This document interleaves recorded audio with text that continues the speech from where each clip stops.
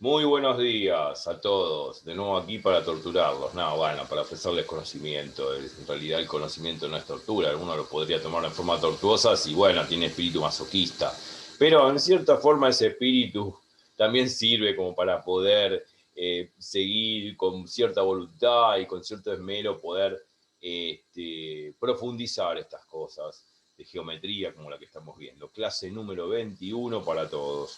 Así que en esta clase eh, solo nos queda hacer ejercicios, porque toda la teoría fue dada en las clases anteriores.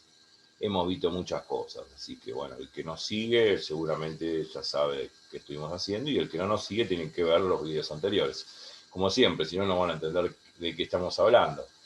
Eh, Como ven en el pizarrón atrás mío, que ahora, bueno, lo vamos a ver, siempre veo hacemos un leve repaso rápido de todo lo que se vio en la última clase. Lo último que llegamos a ver es la demostración de la distancia entre dos rectas alaviadas. La demostración es muy similar en su contexto a la demostración que hacemos para calcular la distancia de un punto a un plano y de un punto a una recta.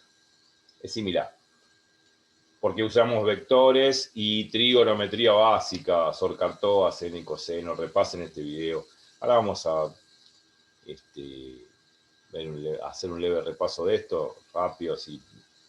Y las demostraciones son muy obvias, haciendo dibujitos en el pizarrón o en el aire, se entienden magníficamente la deducción de las fórmulas. Es cierto que cuando hagan un problema no tienen que ponerse a deducir la fórmula de ninguna manera, no vamos a perder un tiempo increíble haciendo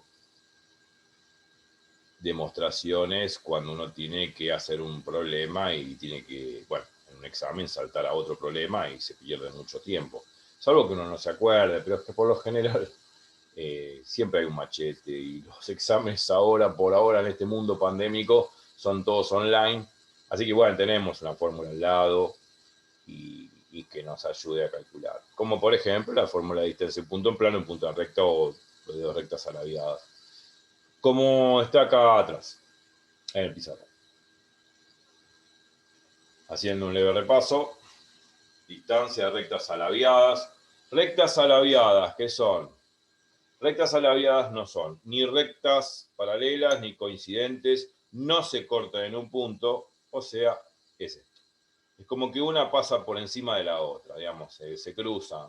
Es como una carretera y un puente, ¿no? Un coche va por acá y otro va por abajo. Bueno, la forma física de decir lo que son dos rectas alaviadas, valga el ejemplo, pero es esta situación.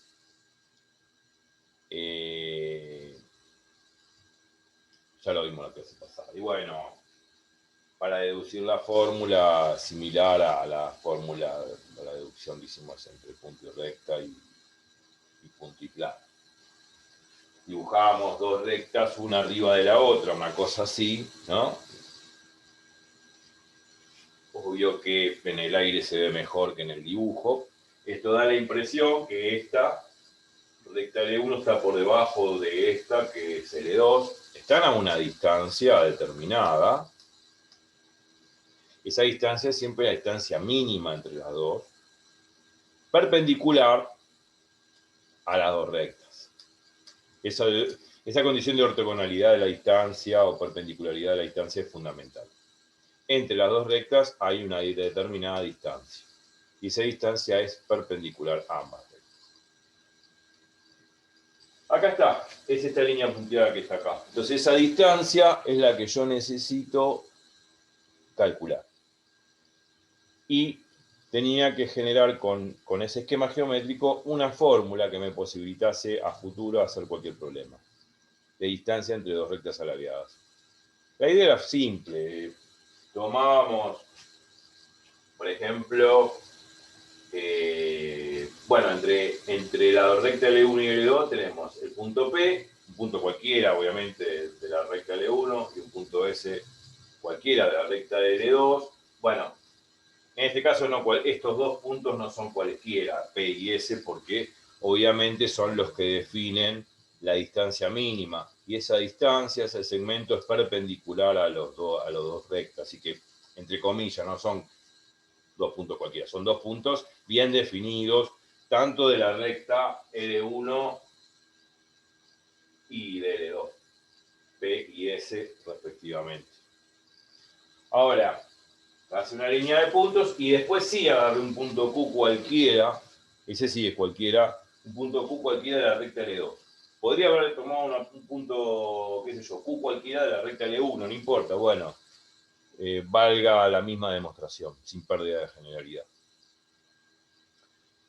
Entonces, lo que observamos aquí, bien, con detalle, y quizá por ahí no se ve bien en el dibujo, pero sí se ve así con los dedos, que al trazar esta línea punteada que es la distancia entre las dos rectas, perpendicular a las dos rectas, y que están definidos por estos dos puntos P y S, y después este brazo, este segmento PQ, y este pedazo de recta que va de, este pedazo de recta de L2 que va de S a Q, forma esto que estoy marcando acá, P, S y Q, un triángulo rectángulo. ¿Y por qué es triángulo rectángulo?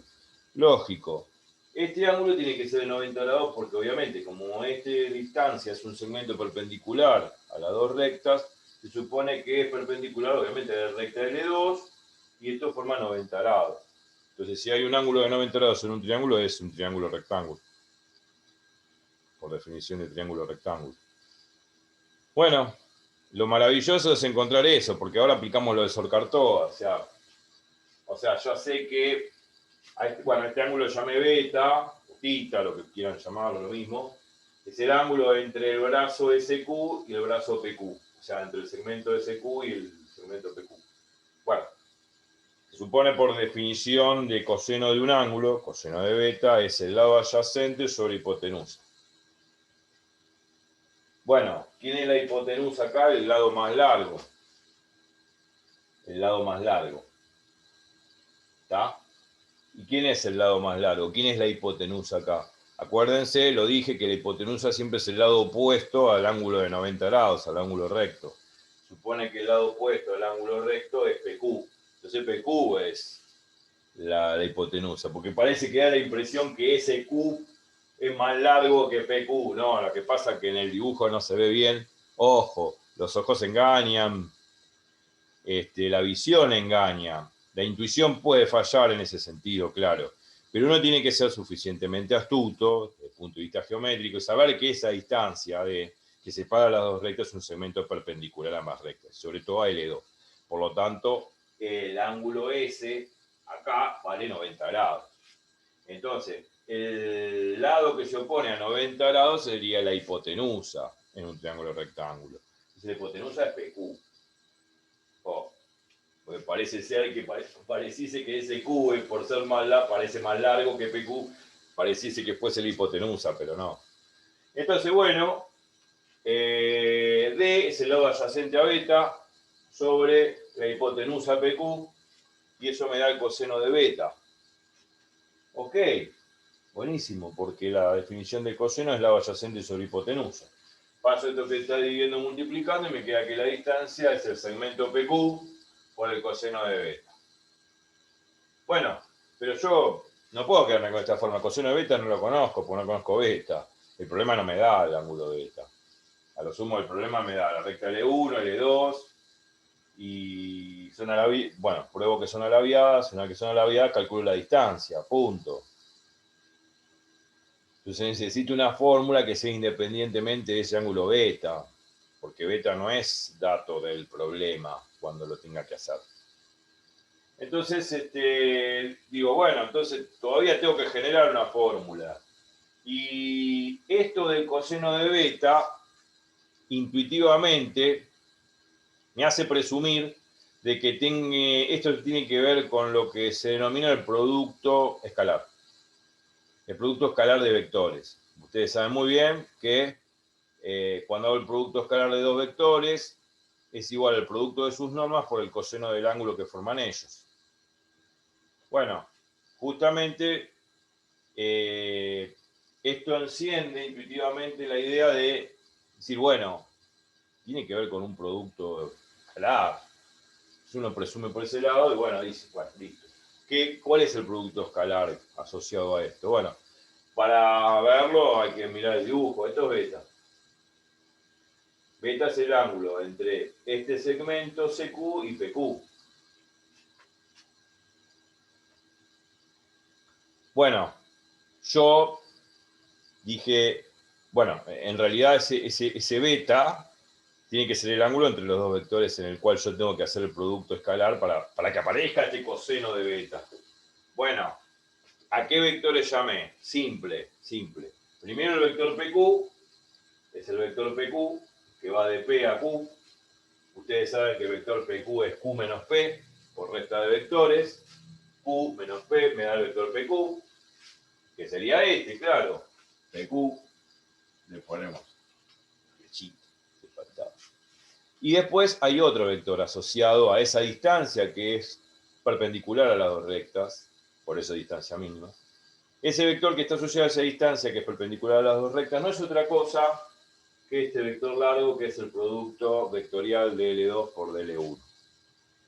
¿Por qué tomé ese? Bueno, porque lógicamente está en la dirección de esa distancia, no voy a tomar otro. Entonces se me ocurrió hacer el producto escalar de estas dos cosas, de estos dos vectores. Se supone que uno ya sabe lo que es el producto escalar. Si yo hago el producto escalar del vector dL1 y dL2, por la regla esa del tornillo de la mano derecha, voy a generar un vector que es perpendicular a esos dos.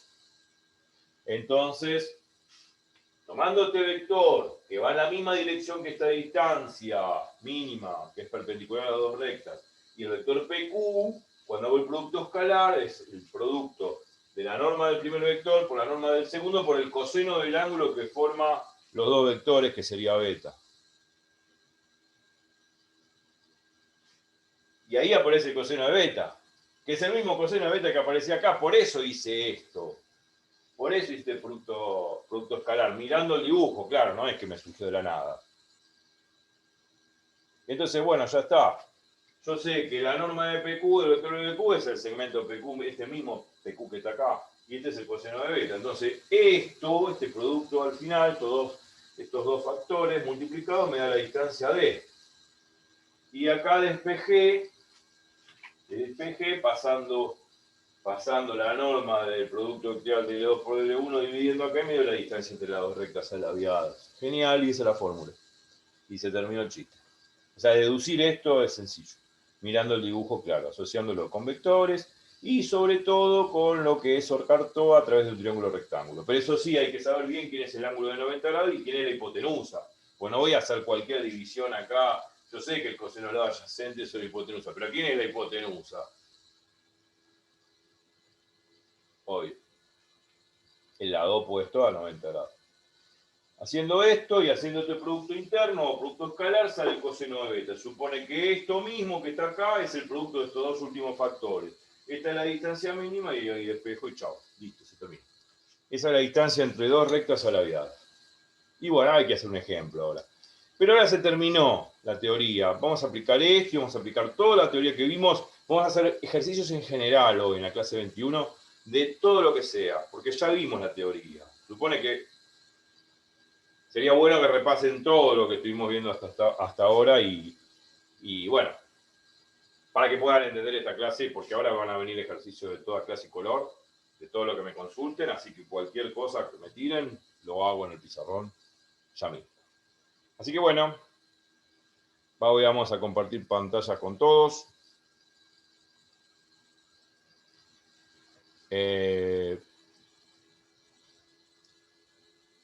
Vamos a la página 80, acá me dijeron que había uno en este ingreso a una facultad de España, creo que es en Barcelona, por lo que me dijeron. Problema página 80.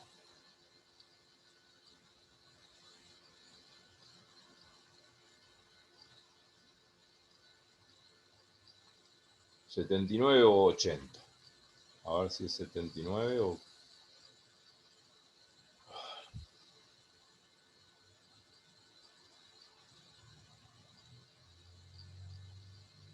No, debe ser 80. Bueno, ¿qué pasa por el punto A? Bueno, acá no es. Creo que había un ejercicio de la imagen especular y un punto respecto a un plano. Vamos a buscarlo entonces.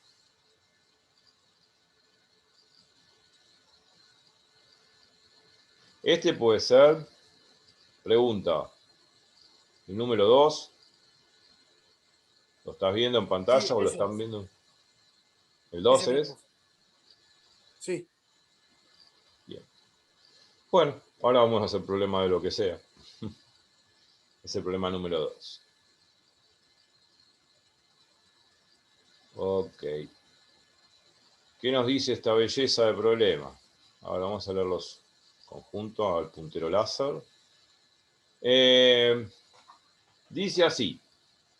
Determina el punto Q, que es el simétrico del punto P2, 1, menos 3, respecto al plano que determinan los tres puntos A, B y C.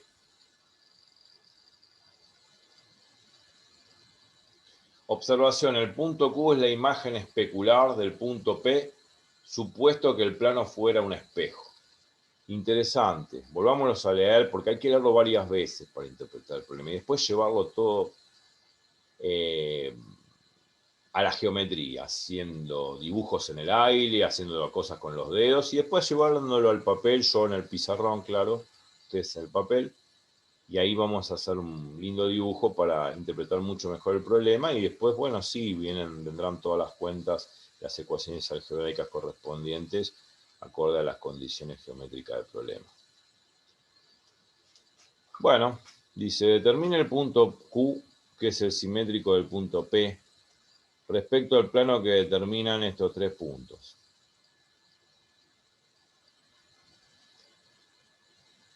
Me detengo ahí. Ahora vamos a ver lo que es el punto simétrico del punto P. Vamos a ver eso, pero en principio me detengo en esta parte. A ver si puedo remarcar con buena línea. Me voy a detener acá. Voy a poner en rojo. Permiso.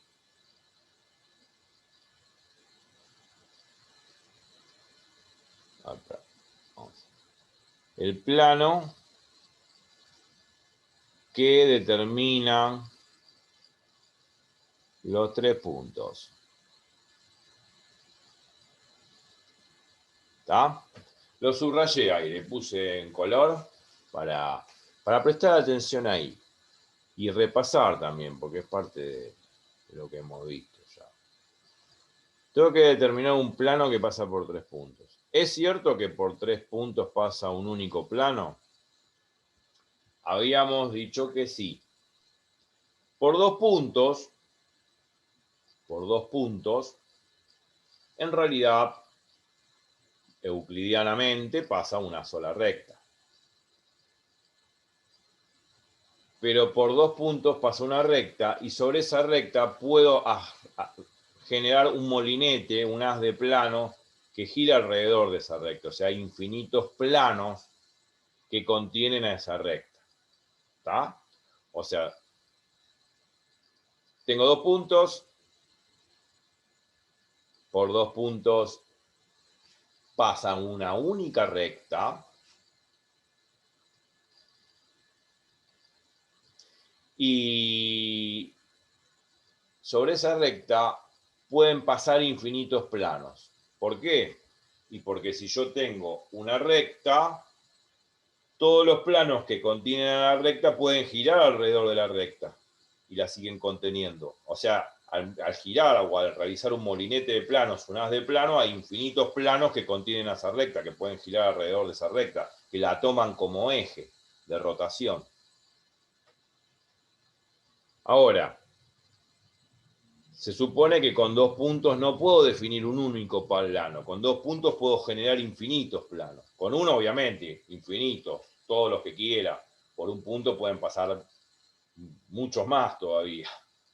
Por dos puntos, bueno, muchos menos, pero también son infinitos, porque puedo generar un molinete de planos, un haz de plano que contengan todos esos planos en la misma recta. y esa recta sería como un eje de rotación físicamente. Por lo tanto, ni con un punto ni con dos puntos puedo generar un único plano. Genero infinitos de ellos que pasan por ahí. Entonces necesito algo más para fijar un plano, para encontrar un único plano. Si tengo dos puntos y le agrego otro, un tercero que no sea colineal a estos dos. Colineal significa que no estén los tres en la misma recta. Si encuentro tres puntos que son no colineales entre sí al mismo tiempo, ¡puc!, genero un solo plano. Y no se puede mover de ahí porque hay tres puntos. Es como la mesa de tres patas, o sea, mínimamente. Una mesa necesita tres patas para apoyar el tablón, porque si tiene dos patas se cae el tablón, se cae la mesa. Entonces necesito mínimo para sostener una mesa tres patas. Y esos tres patas son tres puntos. Y esos tres puntos donde se apoya el tablón.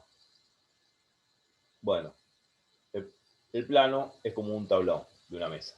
Necesito mínimo tres puntos no colineales entre sí en el espacio para definir un único plano.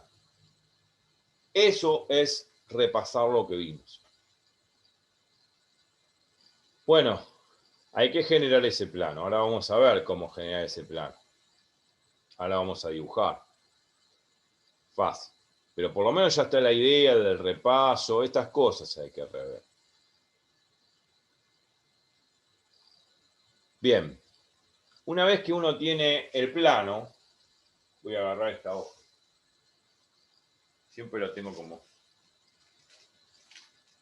como para decir esto. Bueno, plano. Supongamos que esto es plano, supone que es una fracción del plano, porque si el plano es infinito. Yo tengo este plano. Y me dicen, bueno, una vez que generé con esos tres puntos el plano, ¿no? O vamos a hacer, para no tener tantas cosas en la mano. Este es el plano, supongamos. Mi mano. Puede estar así, así, así, no importa, el razonamiento es el mismo. Estamos razonando, haciendo geometría con los dedos.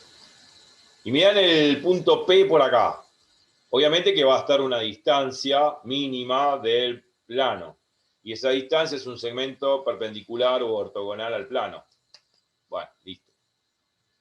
Con la fórmula de distancia puedo calcular, obviamente, la distancia de este punto P al plano. Ya vimos la fórmula. Bueno, supongamos que el punto P acá. Y este es el plano. El punto simétrico de este punto P respecto de este plano va a ser un punto que está por abajo.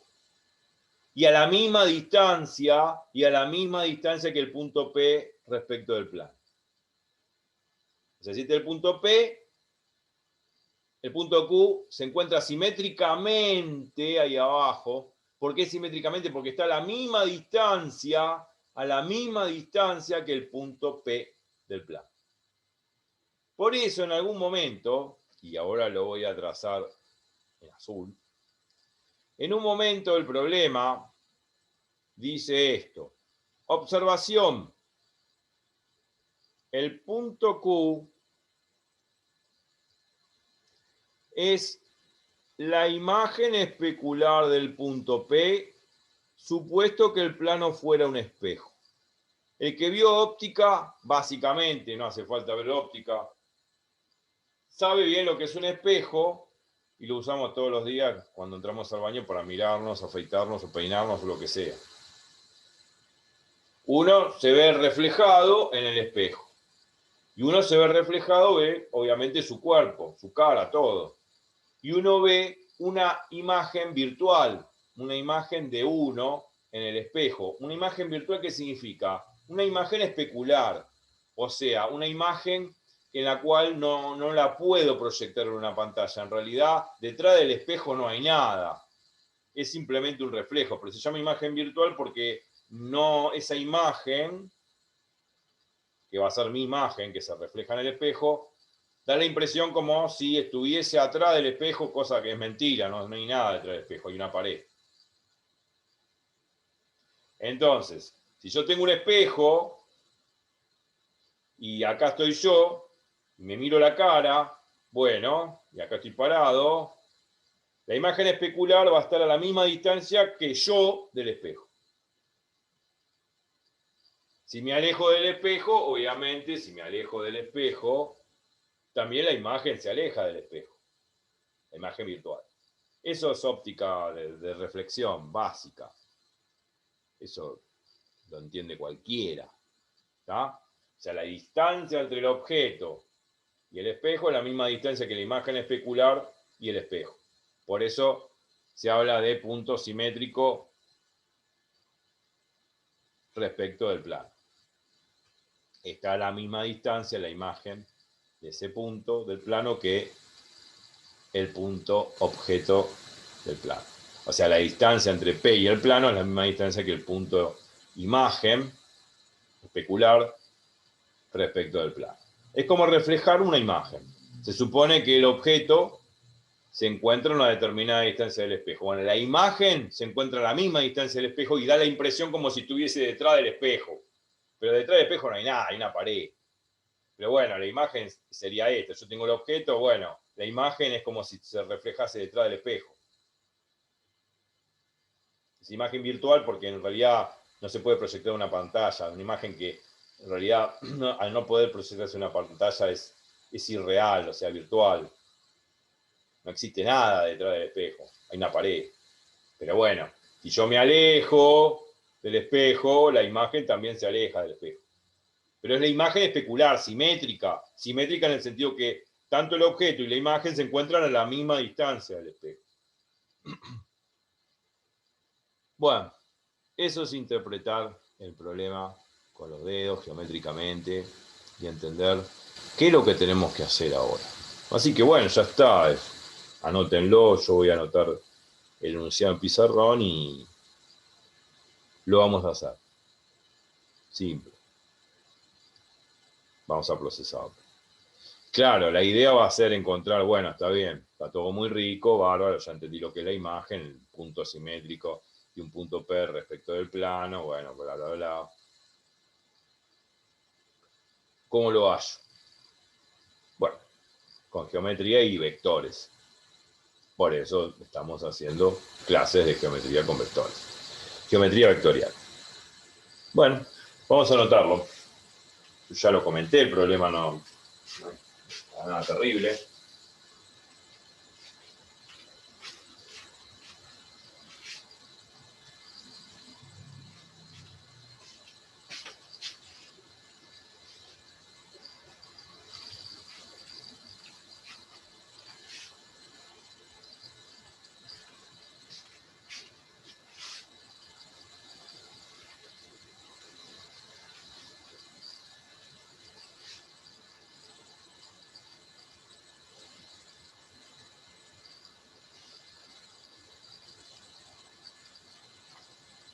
Bueno, borrando estos lindos dibujitos y las cosas que no la vez pasada, pero bueno, necesito espacio para hacer este problema. Voy a anotarlo, ustedes anótenlo, saquen una foto. Ya lo interpretamos geométricamente, solamente habrá que plasmar todo el enunciado al dibujo, que en realidad lo hicimos con los dedos recién, pero a partir de ese dibujo podemos ver esquemáticamente cómo deducir la forma de poder encontrar vectorialmente ese punto simétrico o esa imagen especular del punto P respecto del plano en el espacio.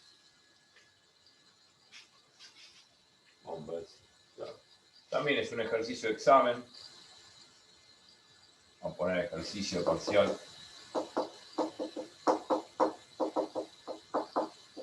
Ejercicio de parcial como todos los ejercicios que venimos haciendo. Determine el punto Q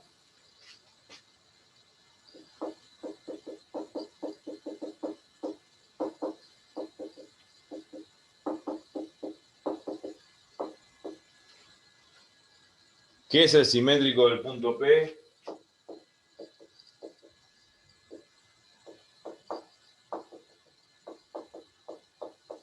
y lo subrayo, eso que es importante, del simétrico del punto P.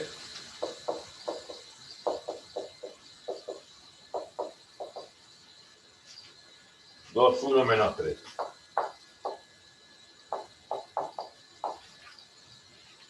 Respecto al plano que determinan los puntos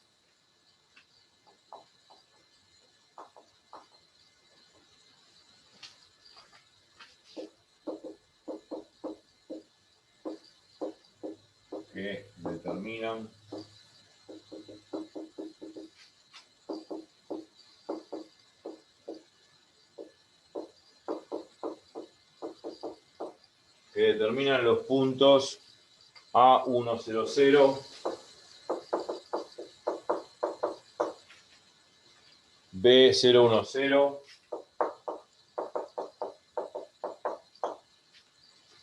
y C001.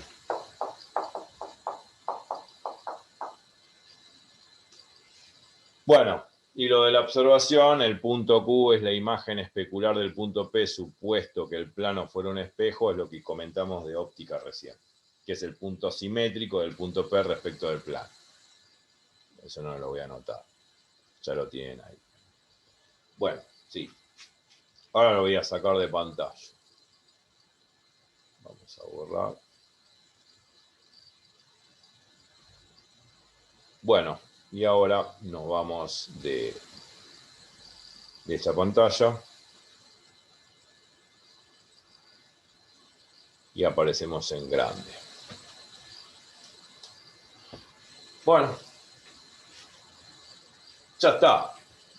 Solamente hay que dibujar todo lo que hablamos. Bueno, vamos a dibujar lo mejor posible.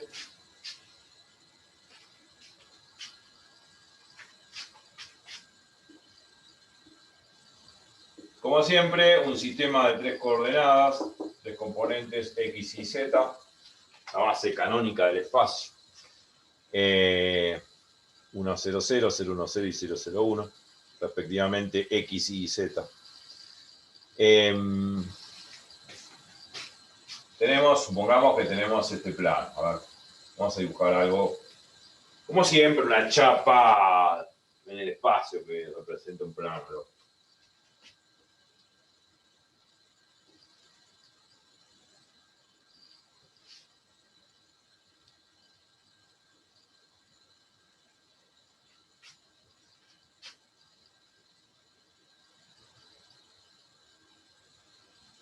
Supongamos una chapita, una chapa que, bueno, una porción del plano, porque el plano es infinito, claro. Esto sería el plano pi. Y de pronto tengo un punto P por acá. Bueno, tengo un punto P por acá y necesito la imagen especular de este punto P respecto del plano, o sea, el punto simétrico de este punto P respecto del plano, como si el plano fuese un espejo. Espejo ópticamente hablando, un espejo plano, no un espejo cóncavo donde me veo más grande, no. Un espejo plano, y el punto simétricamente ubicado respecto de este punto es esto. Bueno, si bien esta distancia, que es una distancia, la vamos a llamar D, es una distancia, un segmento que es perpendicular al plano, por definición de distancia de un punto en plano, que es una distancia mínima, y si hay distancia mínima tiene que ser un segmento perpendicular al plano. El punto simétricamente ubicado, como si esto fuese un espejo, ya lo dije recién, genera por acá abajo, este es el plano, ¿no? Genera por acá abajo un punto, que es un punto Q. Vamos a hacer un poquito más para arriba. Un punto Q, que está exactamente a la misma distancia del plano. O sea, es un punto Q simétricamente ubicado, es la imagen especular del punto P, como si el plano fuese un espejo, y ese punto Q se encuentra a la misma distancia del plano que el punto P. Los dos segmentos son perpendiculares al plano, lógico, porque estoy definiendo la distancia del punto P al plano y del punto Q al plano. Es eso. Sí, claro, el problema tiene que ver con la distancia de un punto en plano, seguramente la solución va a estar en función a eso. Pero bueno, tenemos que encontrar las componentes de ese punto Q. O sea, la idea es encontrar las componentes de este punto Q. Yo no lo conozco. Conozco el punto P, que es 2, 1, menos 3. Bueno, eso es dato. 2, 1, menos 3. Se supone que esto es un gráfico así nomás, intuitivo, no es exactamente el punto 2, 1, menos 3. Esto es para razonar, obviamente, no es exacto. Ok. Entonces, ¿cómo hallamos vectorialmente el punto Q? Con vectores. Pero sí vamos a tener que necesitar el tema de la distancia del punto en plano. Porque eso va a las tres componentes de este punto Q van a estar en función de esa distancia, lógico. Obviamente, ¿no? Porque si aumento la distancia, intuitivamente sabemos que aumenta la distancia por acá abajo, porque el objeto y la imagen se separan. El punto P y el punto Q se separan porque uno es el reflejo del otro. El punto P es como si fuese el objeto y Q la imagen. Y el plano el espejo plano. Obvio que las componentes de ese punto Q van a estar en función de la distancia. Esa distancia D. Bueno, el tema, para poder encontrar las coordenadas de ese punto, hay que trabajar un poco con vectores. Sí, lógico, con vectores, porque los vectores me van a dar las componentes de ese punto en cuestión. Bueno, la idea pasa por lo siguiente. Vamos a esos puntos P y Q, vamos a asociarlo a vectores. ¿Vectores en qué sentido? Son vectores, esos puntos están asociados a vectores respecto del origen de coordenada. O sea, este es el origen de coordenada. Bueno, yo puedo trazar, lógicamente, este vector, que sería el vector P de coordenadas, 2, 1, menos 3, y este vector Q de coordenadas desconocidas. X, Y, Z, A, B, C, qué sé yo. No sé. Se le ponen letras cuando no los conozco. ¿Y qué más? Bueno, la idea, no solamente sabemos intuitivamente que va a depender de esa distancia, ¿no? Pero la idea ahora que estamos trabajando con vectores para encontrar las componentes del vector Q, la idea es cómo expresar, cómo obtener este punto Q, que es el vector Q ahora, cómo obtener este vector Q en función del vector P, que indica la posición del punto P, que no es otra cosa que 2, 1, menos 3. ¿Cómo expreso Q en función de P, que es el dato? Respecto del plano, claro, que también es dato. ¿Cómo pongo Q en función de P? Sabiendo que P es dato y el plano es dato. O sea, la idea es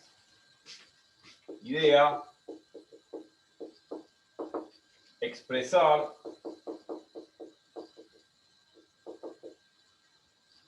el vector P, el vector Q, perdón, vector Q, desconocido,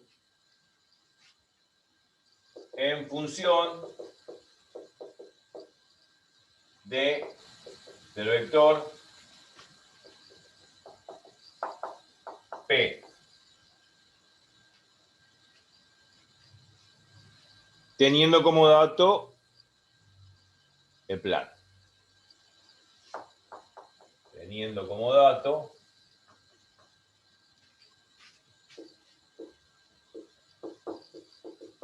el plano pi. Esa es la idea.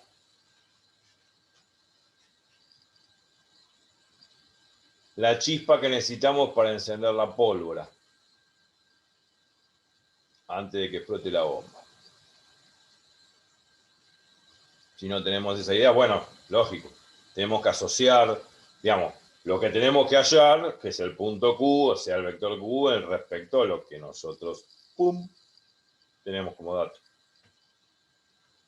Entonces, la cuestión es la siguiente. Para poder asociar este punto Q respecto al punto P, tengo que usar vectores. Vectores, sí. Entonces yo puedo pensar lo siguiente, a ver si me acompaña en la idea. Fíjense que este es el vector Q y este es el vector P. Y entre medio de los dos, ¿qué hay? Bueno, entre medio de los dos hay una línea punteada que va de P a Q. Bueno, esto es una distancia D, esto es una distancia D. Pero esa línea punteada grandota, que juntando las dos distancias, la puedo asociar a un vector. La puedo asociar a un vector. ¿Y a qué otra cosa lo puedo asociar? La tengo que asociar a un vector. ¿Por qué? Porque si lo asocio a un vector, por suma de vectores puedo encontrar las coordenadas del vector Q. Si lo asocio a un vector, encuentro las coordenadas del vector Q. Y el vector que voy a trazar es este vector. Y que el dibujo me lo permite. Lo trazo así de lleno, así se ve, porque la imagen por ahí. Ese vector que acompaña la línea punteada es un vector, bueno, va para abajo. No importa si va para arriba o para abajo. Puedo haberlo dibujado para arriba, ¿eh? Ojo. Acá no importa mucho el sentido. Ya, generalmente el sentido no jode. En algunos problemas hay que tenerlo en cuenta, pero en esta etapa del problema no importa si va para abajo, para arriba, no importa.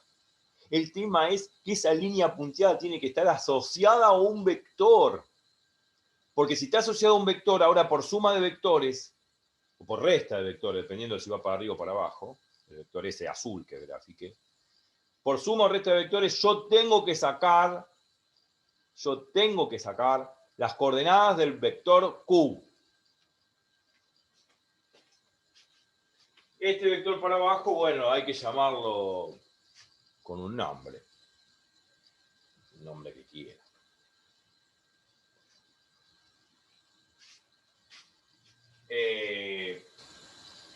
No sé. Un nombre que deseen.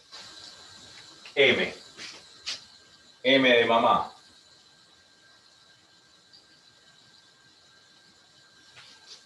Vector M que va para abajo.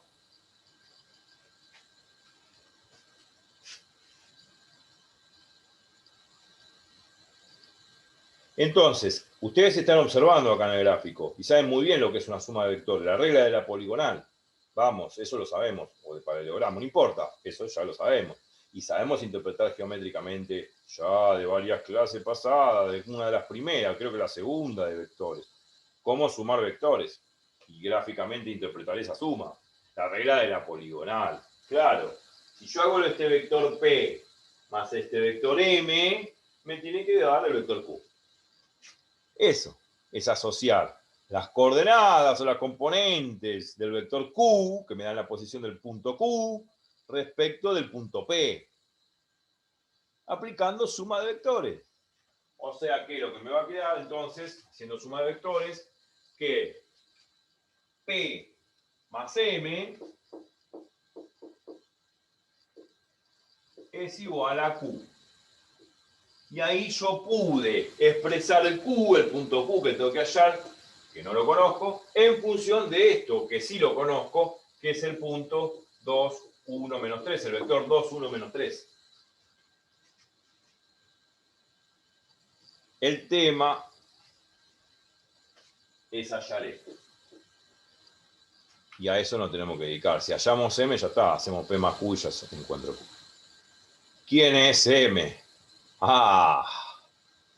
Y ahora, ¿cómo sigue este chiste? ¿Quién es M? Gráficamente podemos dilucidado. Claro, gráficamente, por supuesto, porque acá tenemos una geometría interesante, ¿no? Me está molestando.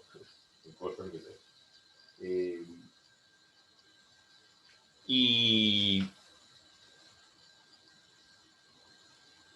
gráficamente el vector M, bueno, está apuntando hacia abajo, en ese sentido. Yo podría haber graficado el vector M hacia arriba. Si hubiese graficado el vector M hacia arriba, bueno, tendría que haber hecho Q más M es igual a P. Q más M es igual a P. Y ahí despejo Q y va a ser, obviamente, P menos M. En vez de P más M. Bueno, no importa. No importa el sentido, lo hubiese definido de otra forma. Bueno, yo lo definí así. Sin pérdida de generalidad pueden definir el vector M hacia arriba o hacia abajo. Si hubiese sido hacia arriba, vuelvo a repetir, hubiese sido el vector Q más M es igual a P y ahí despejan Q.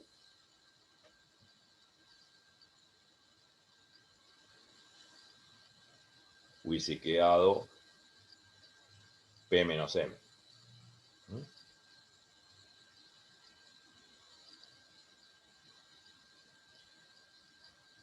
Bien. P menos M, o sea, Q igual a P menos M. Hubiese quedado. Pero no importa si lo hace o para arriba o para abajo. La idea ahora, bueno, yo lo dibujo para abajo. ¿Quién es este vector M? ¿Cómo lo saco? Ahí está la cuestión. Bueno, vamos a dedicarnos a investigar y vamos a ver el gráfico, cómo sacarlo. Ese vector M tiene una característica muy particular. Ese vector M está en la misma dirección que el vector normal del plano. ¿Por qué? Porque lo dije antes. El vector M está en la misma dirección, no es paralelo a estas dos distancias, que son estas dos líneas punteadas. Y como esas dos distancias son distancias mínimas, que son perpendiculares al plano, este vector M también es perpendicular al plano porque es paralelo. Entonces, obviamente que M va a ser también paralelo al vector normal del plano. Por ende, el vector M es perpendicular también al plano. Entonces, M es paralelo al vector normal del plano, n de pi. Se supone que hay un vector normal que puede apuntar para arriba, para abajo. ¿Está? Puedo apuntarlo para abajo. O sea, podría dibujarlo para arriba o para abajo, ese vector normal.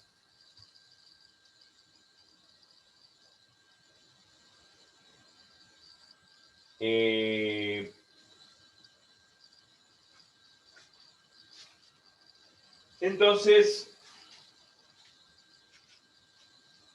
pasa por lo siguiente. Yo puedo dibujar el vector normal del plano para arriba, así.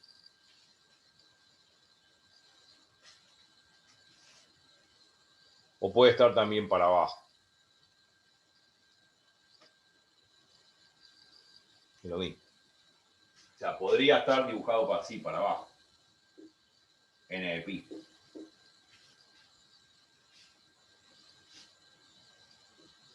O sea, n de pi o n de pi prima.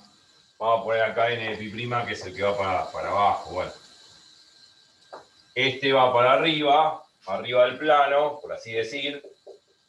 Y este va por debajo del plano. Abajo del plano.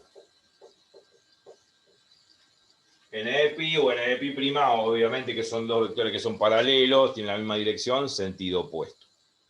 O sea, lo que quiero decir que n de pi es igual a menos n de pi prima. ¿Por qué? Porque son vectores opuestos. Eso sabíamos por las primeras clases que dos vectores opuestos se diferencian en un signo. Pero tienen la misma dirección y sentido opuesto. Los dos son perpendiculares al plano. Bueno.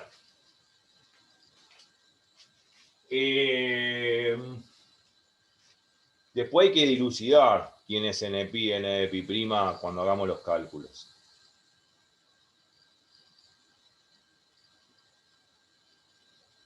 Sí.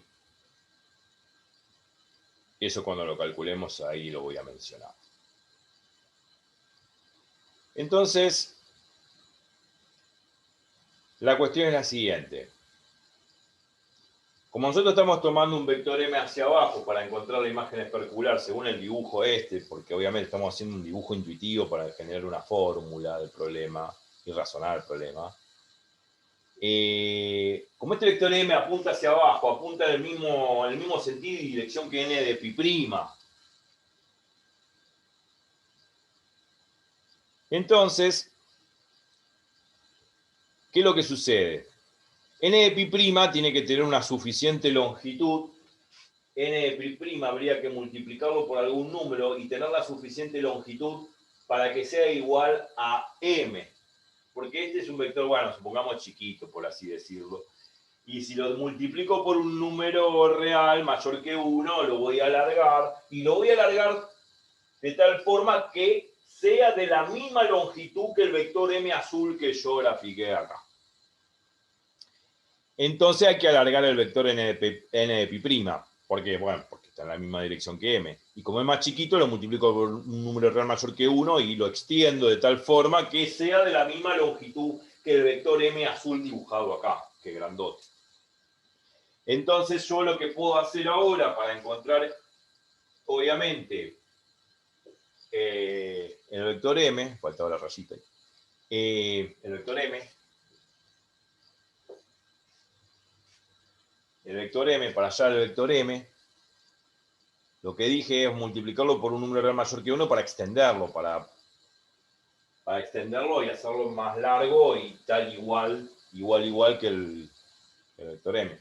Entonces M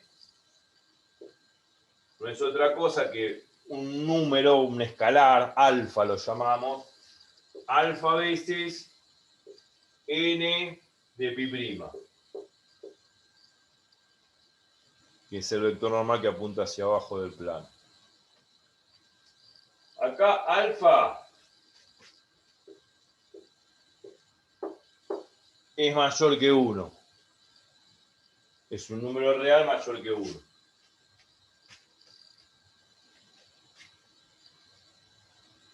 Alfa es un número real. Alfa mayor que 1. Y si es mayor que 1, se extiende. Y al extenderse, se hace más largo. Y si se hace más largo, bueno, lo hago tan largo como aparece acá la M. Y que lo necesito, porque justamente yo necesito calcular quién es M para sacar Q. Entonces, bueno.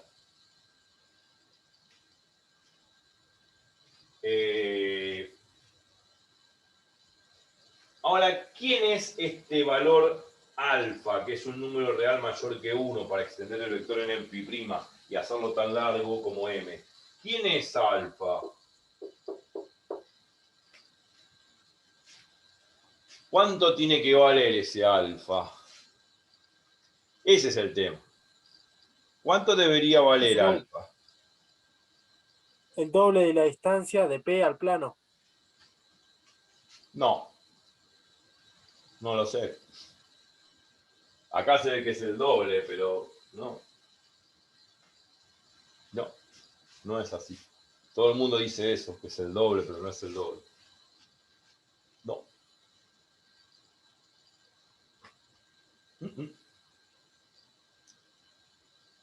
La cuestión que no necesariamente no es el doble en general, ¿no? Porque yo veo distancia D y D acá. Bueno, algo del doble va a tener que ver, pero no es el doble. Claro, uno dice el doble porque es una distancia D y D. Bueno, 2 veces D es el doble, pero no.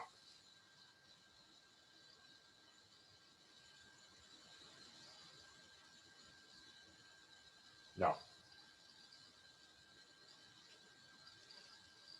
Entonces, ahí está el problema. Está todo muy bien, pero ¿quién es alfa? Bueno, la cuestión es la siguiente. Lo que vamos a hacer es esto. Lo que me importa del vector normal es la dirección. Y el sentido, bueno, apuntando para abajo ahora, porque es n de pi', claro. Ahora también me importa el sentido.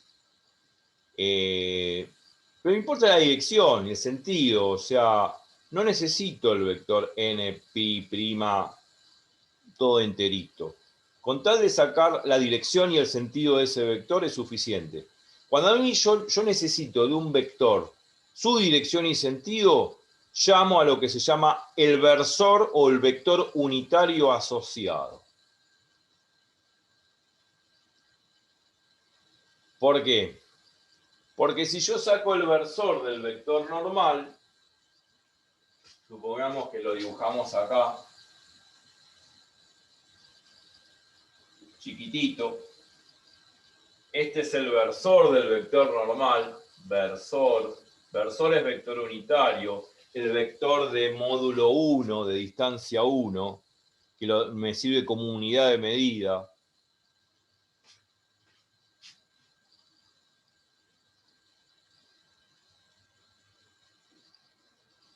Este versor me va a servir como unidad de medida, su longitud vale 1. Lo vamos a poner así. N, a ver si lo puedo poner quizá con otro color, pero está bien, con colores. N de pi' versor, con un sombrerito arriba, chiquitito, es este vectorcito acá, que está acá. Ese vectorcito tiene módulo 1, longitud 1, me sirve de unidad de medida.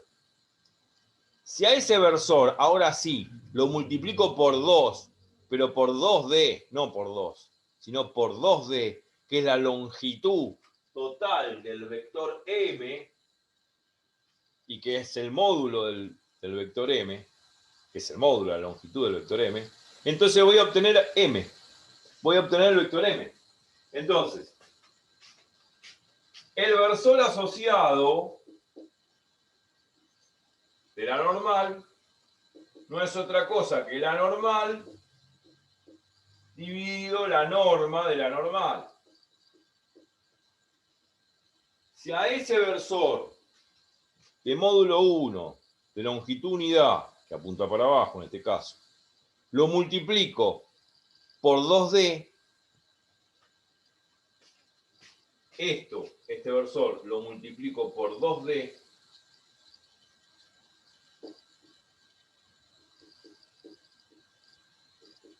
esto me va a generar el vector M.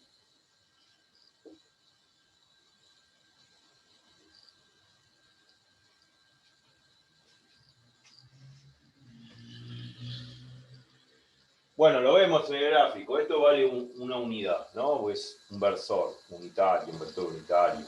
Vale 1 su longitud. Bueno, si multiplico 2 veces 1, 2 veces de 1, que es la longitud de este vectorcito chiquito, acá id y d sería 2 veces d. Si multiplico 2d, la longitud de esto que vale 1, 2 veces d, multiplicado por este versor, que apunta para abajo, que mide 1, y voy a obtener este vector grandote m para abajo.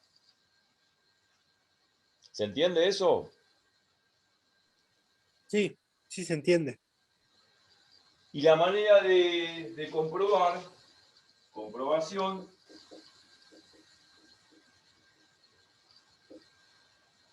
o sea, vuelvo a repetir, esto vale 1 de longitud.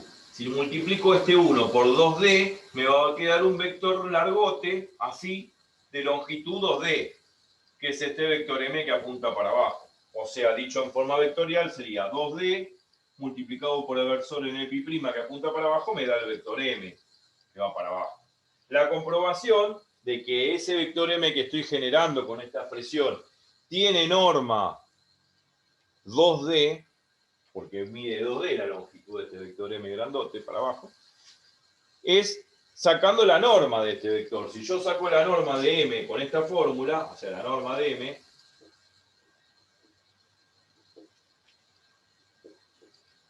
la norma de esto,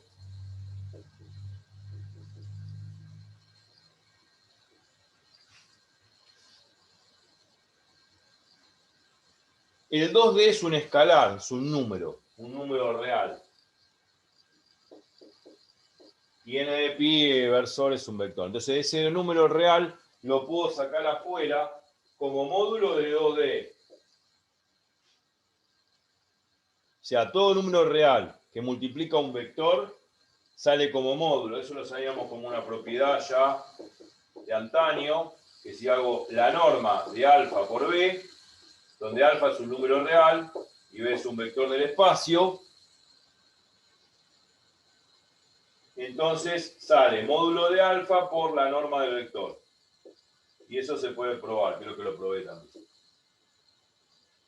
Entonces acá queda módulo de 2D por la norma del versor n de pi'. Ahora, la norma del versor n de pi', que es la longitud del versor, ¿cuánto vale?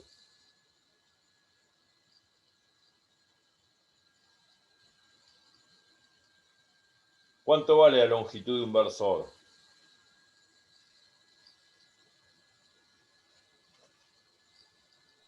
1. 1. Entonces esto vale 1. Y esto me queda módulo de 2D. Como la distancia es positiva, no hace falta poner el módulo, porque las distancias en geometría se definen positivas. Entonces es al Pepe ponerle el módulo, o sea que queda 2D. Y esa es la norma o la longitud del vector M, que apunta para abajo. Es una forma de comprobar que la cosa está bien. ¿Tá? Es, para sacar M, que apunta para abajo, es 2 veces D multiplicado el versor n de pi', que es el vector unitario versor de longitud. Bueno, entonces ya pudimos solucionar, y bueno, esto del alfa. En realidad podemos decir, acá en vez de poner vector tendría que poner versor. Demasiado grande lo puse. El sombrerito chino de versor. Entonces m es igual a alfa por el versor. ¿Y quién es alfa según esta expresión? Bueno, ahora ya sé quién es alfa. Alfa es esto, 2 veces d. Y ahí se ve el argumento. ¿Se entiende? ¿Alguna duda? No, se entiende. O sea que el alfa S es un 2D. Bueno.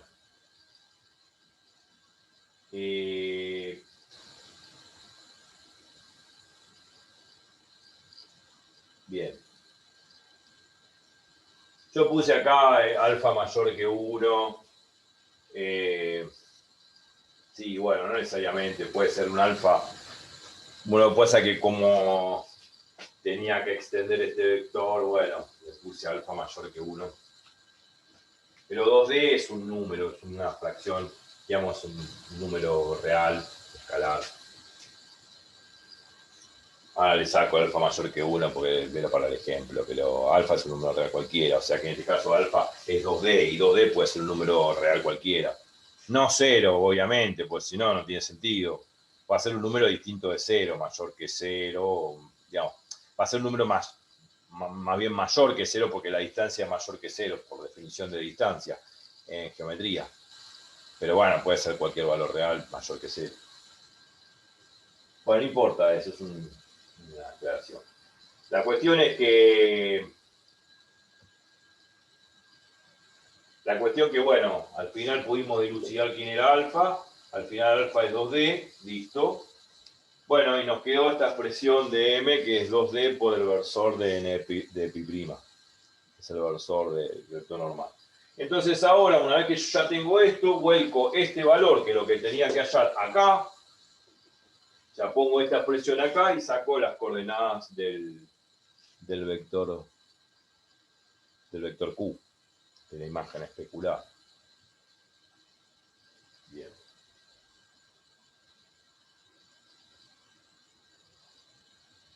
Bueno. Bueno, entonces, una vez aclarado esto, paso a reemplazar esta expresión aquí. Lo demás lo borro. Igual pueden retroceder el video cuando quieran.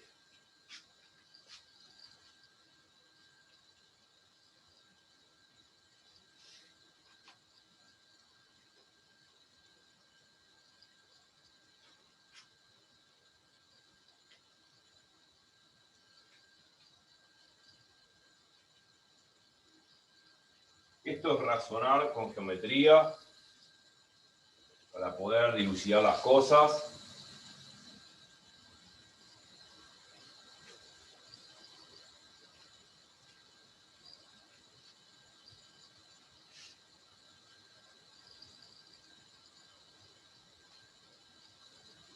Listo. Y ahora reemplazo este valor acá.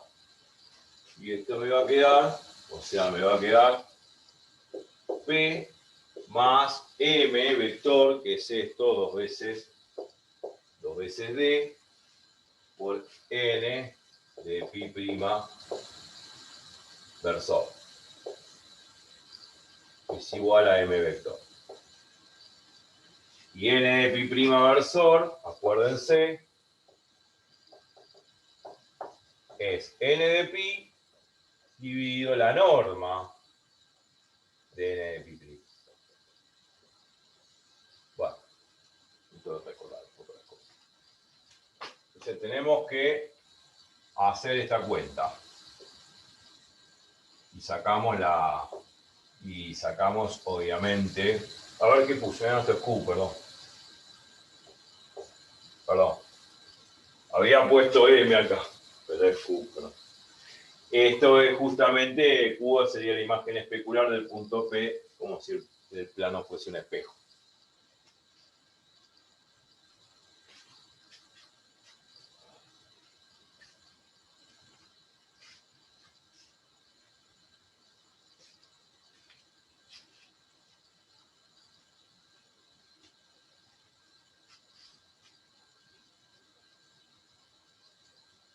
Bien.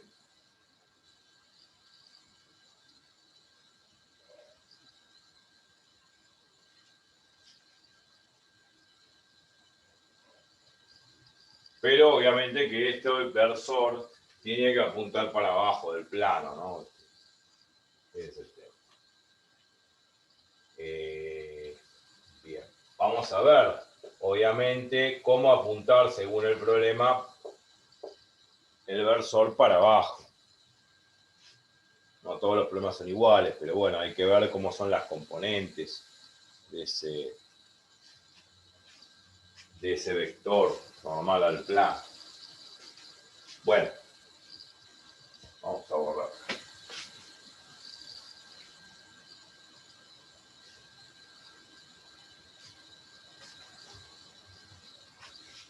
Hay que poner bien las componentes de este versor, no cualquier versor. Acordémonos que bueno, tiene que apuntar para abajo. Si el punto P está arriba, entonces esto tiene que apuntar para abajo. Ahora podría ser que el punto P que me dan en vez de que está acá arriba, está acá abajo. Bueno, ahí está el tema. Ojo. Ahí está el tema. Que yo no sé a priori, porque no veo el dibujo, yo estoy haciendo un dibujo para obtener una fórmula. Pero ¿qué pasaría si el punto P en vez de estar acá arriba, está acá abajo? ¿Cómo lo sé? ¿Cómo sé que está abajo del plano o arriba del plano? Ese es el problema. Si está arriba del plano, bueno, contemplo esta fórmula. Está todo bien.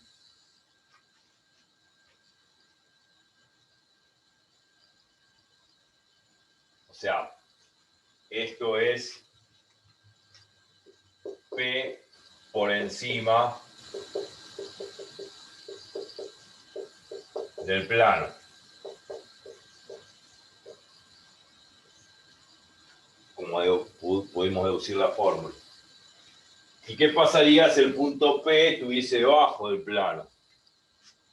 En el mismo dibujo, en vez de, vamos a intercambiar. Supongamos que el punto P está acá y el punto Q está arriba. Cambian de roles, cambian de posición. Entonces, ¿cómo va a ser la fórmula? Si cambian de roles. O sea, vuelvo a repetir, ¿qué pasaría si yo tengo el punto P por debajo del plano y el punto Q por arriba del plano? Cambian de roles. A Entonces no Pedro lo sería llamo normal de pi Juan prima, y a Juan lo sino, llamo Pedro. ¿Cómo quedaría la fórmula? claro, sería lo mismo, pero en vez de pi prima, pi, ¿o no? La normal de pi. Bueno, sí, la normal de pi, que tendría que apuntar para exacto.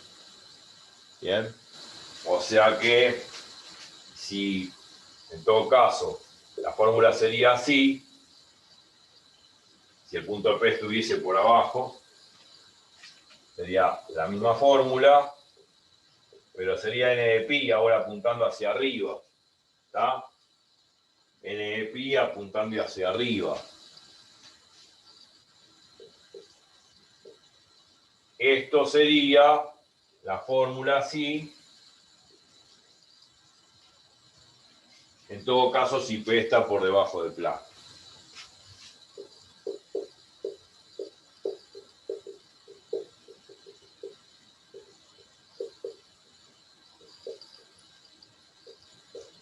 Acordémonos que son iguales, son parecidas, pero no iguales las fórmulas.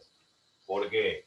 Porque hay que tener en cuenta que n de pi, bueno, en todo caso, como lo dibujamos en el dibujo, el versor n de pi apunta hacia arriba y el vector n de pi prima apunta hacia abajo. El versor. O sea que uno es el negativo del otro. O sea que n de pi prima es menos n de pi.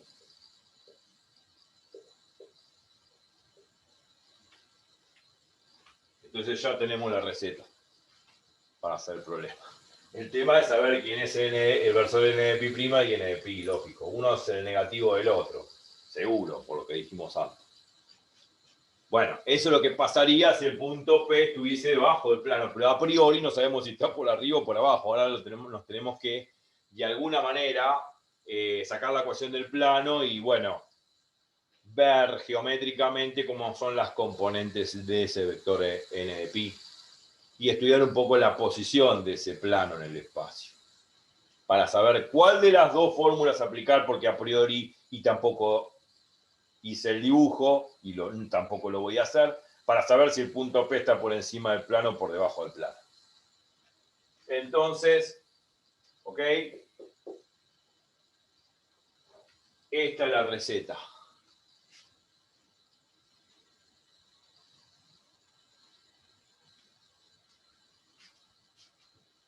Bueno, ahora hay que sacar la ecuación del plano. Tengo 3 puntos, por 3 puntos pasa un solo plano. Como dijimos, en un 3 puntos se apoya una sola mesa. Con 2 puntos la mesa se cae. Entonces, si tengo 3 puntos, hagamos un nuevo dibujo.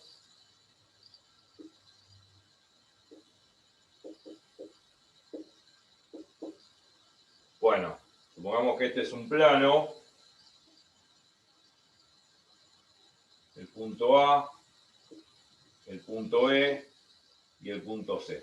Ya con 3 puntos bien definidos, yo puedo encontrar un único plano. O sea, si tengo este vector, si tengo este otro vector, y si tengo este otro vector, serían como las 3 patas de una mesa.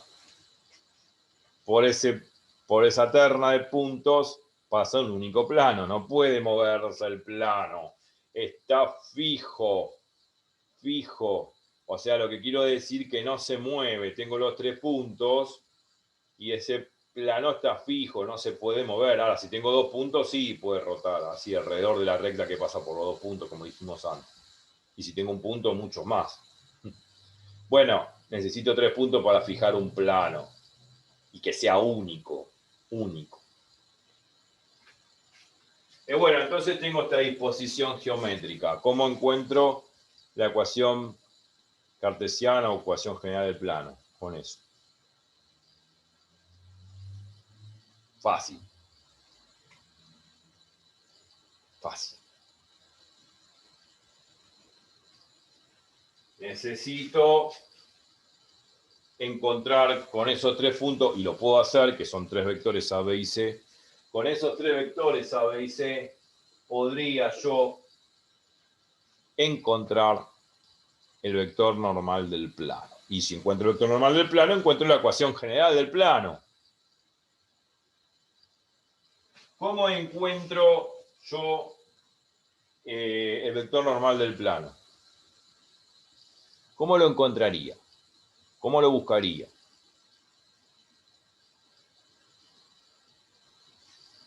Puedes hacer dos vectores, AB y AC, y hacer el producto vectorial. Bien, eso. Muy bien. O sea, saco este vector rojo. Este vector rojo es el vector AB. AB, que es el punto B menos el punto A por resta de vectores.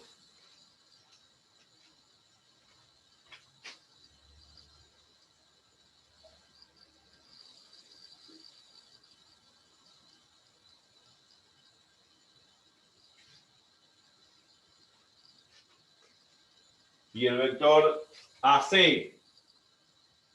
que sería esto,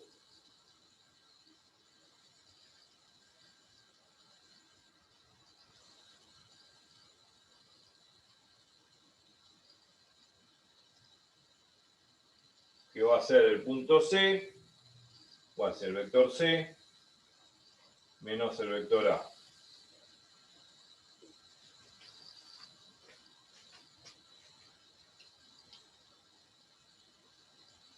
Si hago el producto vectorial entre los dos, me va a generar un vector perpendicular a ambos.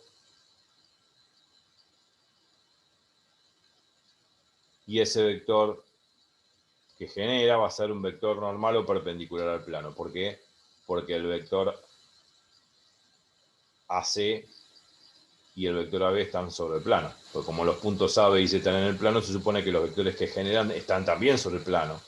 Y si están sobre el plano, el producto vectorial entre esos dos vectores tiene que generar un vector normal a esos dos vectores AB y AC, y por ende va a ser también perpendicular ese vector normal, ese producto vectorial va a ser normal o perpendicular al plano.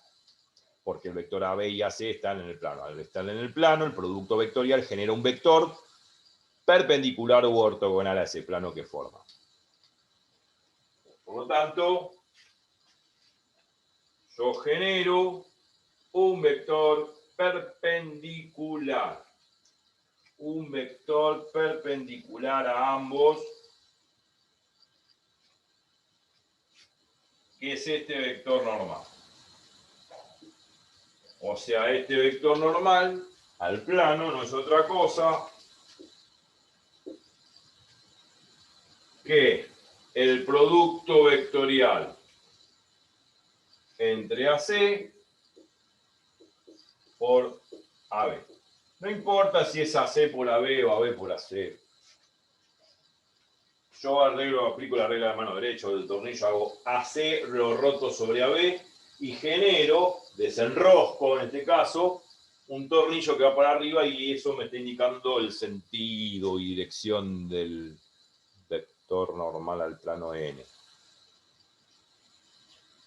Pero bueno, si hubiese hecho al revés el producto vectorial, hubiese dado un vector normal para abajo, no importa, para arriba o para abajo, no importa ahora mucho el sentido, importa sacar la dirección del vector normal. Entonces, esto no es otra cosa que el vector AC, que va a ser C menos A. Producto vectorial, AB, B menos A. Bueno, hay que hacer estas cuentas. Ay, qué feas que son. Es el vector normal de NPi. No sé si va para arriba, para abajo, no importa. Después le ponemos NPi, NP'I, no quiero poner. Porque así no confundo con aquella notación. Es el vector normal. Si va para arriba o para abajo lo veremos después. Primero tenemos que hacer la cuenta. Bueno, hay que hacerlo con la regla de Laplace. Bueno, hagamos C menos A. Uy, qué feo. C menos A. Ya somos grandes, sabemos restar componente a componente los vectores. C menos A es menos 1, 0, 1. Menos 1, 0, 1.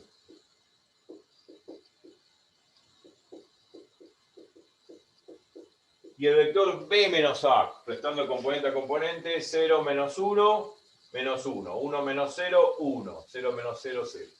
O sea que va a ser menos 1, 1, 0. No me equivoqué. Es eso. Bueno, hay que hacer la regla de Laplace y eso me da el vector normal. A ver. I, J, K, bueno, lo de siempre. Esto ya es hacer el producto vectorial, se pone las componentes del primer vector, después la componente del segundo vector, chao. Hagan la cuenta. Yo la voy a hacer, regla de Laplace, determinante, tema viejo. Pivoteo el primer filo, primera columna, que no se acuerda, repase. Va a quedar I. Determinante de este cofactor va a ser menos 1, menos J. Ahora pivoteo acá.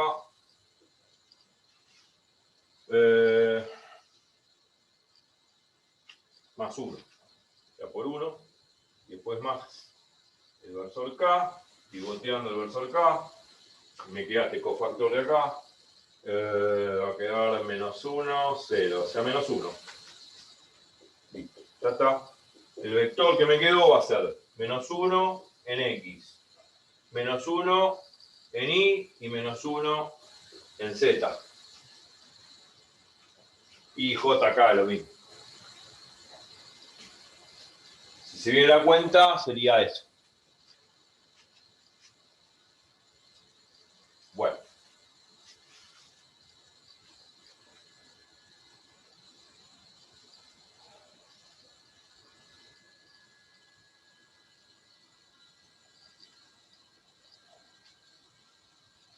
Buenísimo.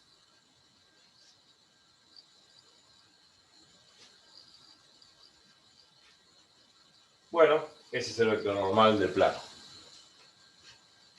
Bueno, ahora hay que dilucidar esta cuestión para saber qué fórmula usar, si P está arriba del plano o P está abajo del plano. Bueno, habría que ver.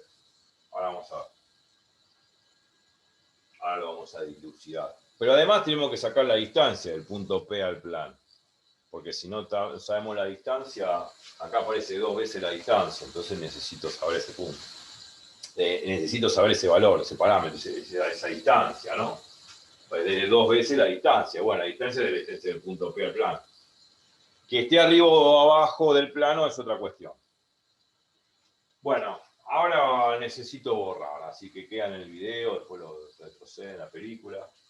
¿Todo bien? Me quedo con este valor, menos 1, menos 1, menos 1, que es el vector normal del plano, y todo este chiste de la normal y sus 3 puntos, ya está. Lo borro porque necesito lugar. ¿Alguna duda antes de borrar? ¿Todo bien? ¿Va Sí, bien? todo claro. No, Sí. no hay dudas.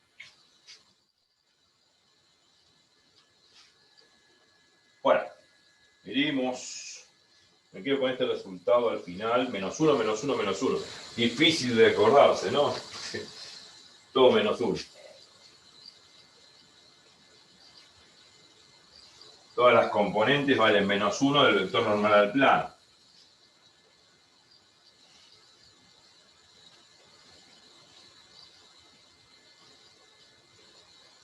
Bueno, ya está. Este será X.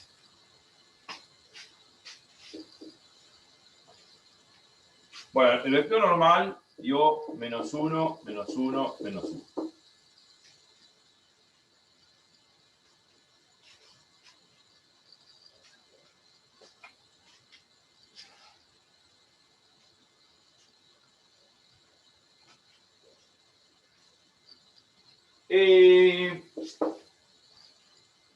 Necesito la distancia. Y después discutimos.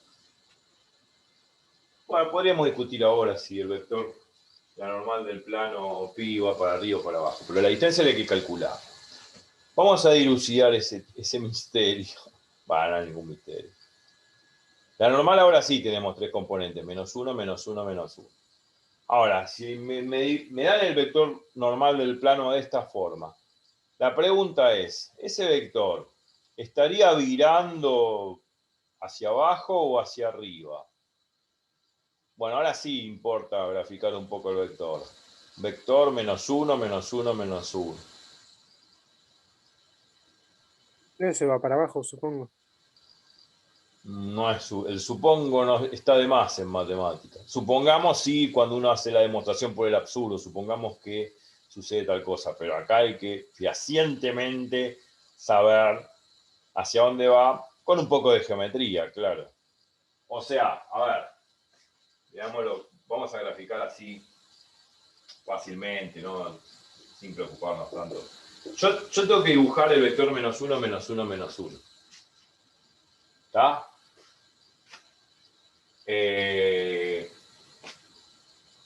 Bueno, el tema es el siguiente.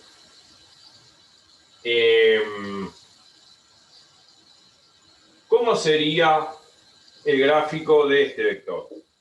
Lo llamo n' por llamarlo n', no importa. El opuesto a este, el opuesto a ese vector lo llamo n'. El opuesto sería multiplicar ese vector n por menos 1. O sea, si multiplico por menos 1 este vector, o sea, por menos, al distribuir el menos en cada una de las componentes, me queda que n' es 1, 1, 1. Y dibujar el vector 1, 1, 1 es un chiste, o sea, sería este vector. Que tiene componentes 1 en X, 1 en Y y 1 en Z. Este es el vector n. Entonces, como es el vector n', perdón. Este es el vector n'. Bueno, n' tiene esas tres componentes, ¿no? En el espacio. Entonces, como n es el vector opuesto a n', gráficamente, ¿cómo sería el vector n? Si es el vector opuesto. O sea, n es menos n'. ¿Por qué? Porque es el vector opuesto. Lógico, si multiplico por menos 1 el vector n', me queda menos 1, menos 1, menos 1, recupero n. O sea, eso es por definición de vector opuesto. Entonces, gráficamente, si n' es este vector, 1, 1, 1, ¿cómo sería el vector n? Que tiene componentes opuestas, cambiadas de ciclo. ¿Cómo sería el vector n? Pregunta. Iría en una dirección completamente opuesta. Exacto. O sea, sería dirección completamente opuesta.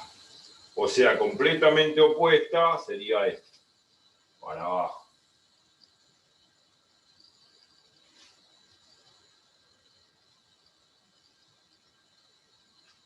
A ver si se ve bien. Bueno. O sea, n es el vector menos 1, menos 1, menos 1 para abajo.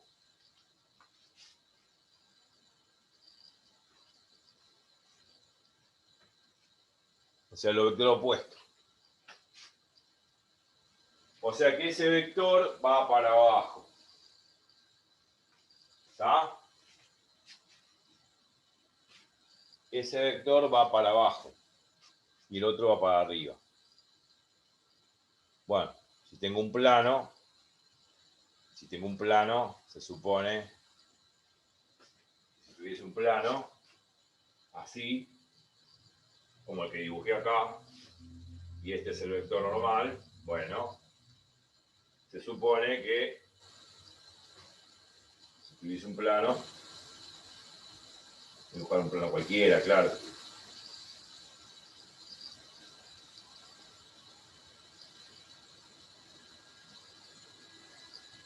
Si tuviese un plano, este sería el plano pi, supongamos que es el plano pi, bueno, una normal va para arriba, otra va para abajo. Bueno, ¿quién sería n de pi y n de pi'? Bueno, N de pi sería este, que yo llamé prima. Este sería N de pi. Y N de pi prima sería este que va para abajo.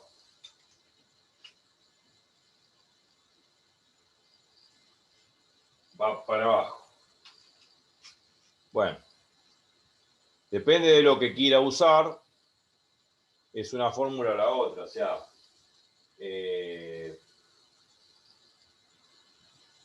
y depende de lo que tenga que usar, va a ser una fórmula o la otra. Va a ser N de pi o N de pi prima. Pero acá está, ya visualizado. Ahora, el punto P. El punto P tiene coordenadas 2, 1, menos 3.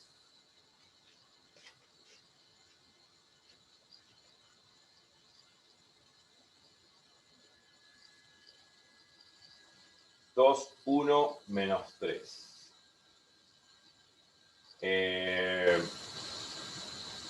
Bueno, puede estar por encima del plano, por debajo del plano. Bueno, no sé. Habría que ver. ¿Cómo puedo evaluar esa situación? Si el punto P está por encima del plano o abajo del plano. Eso es lo interesante. ¿Tengo la ecuación del plano o no? No la tengo la ecuación del plano. ¿Sé, digamos, cómo sacar la ecuación del plano? Sí, por supuesto. Puedo sacar la ecuación del plano y evaluar qué pasa con ese punto, digamos. Si está por encima del plano o por debajo del plano. Bien. Ese es el tema. Todo sale geométricamente, claro. Todo sale geométricamente.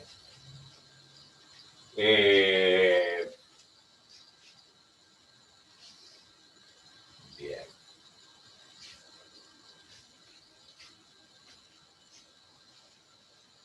Perfecto.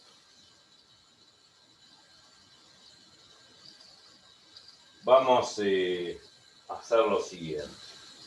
Vamos a intentar ver si ese punto P está por encima o por debajo del plano. Todo con geometría. El tema es saber cómo evaluar.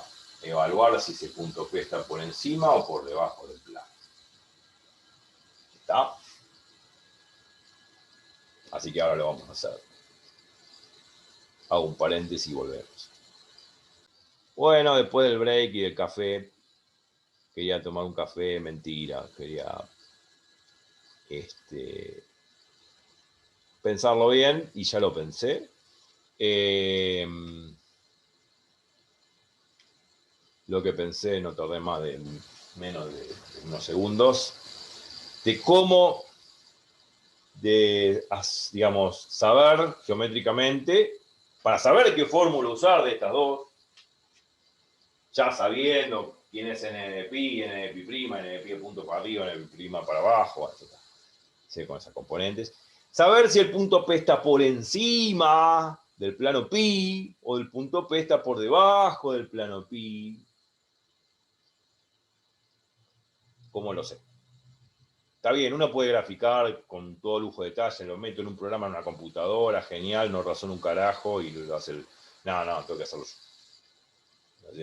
No, ¿qué sentido tiene? Que me haga el examen en la computadora. La idea es muy sencilla. Todo geométrico, ¿eh? Es todo geométrico. Yo necesito la ecuación del plano. Y lo podemos generar porque ya tenemos la normal del plano.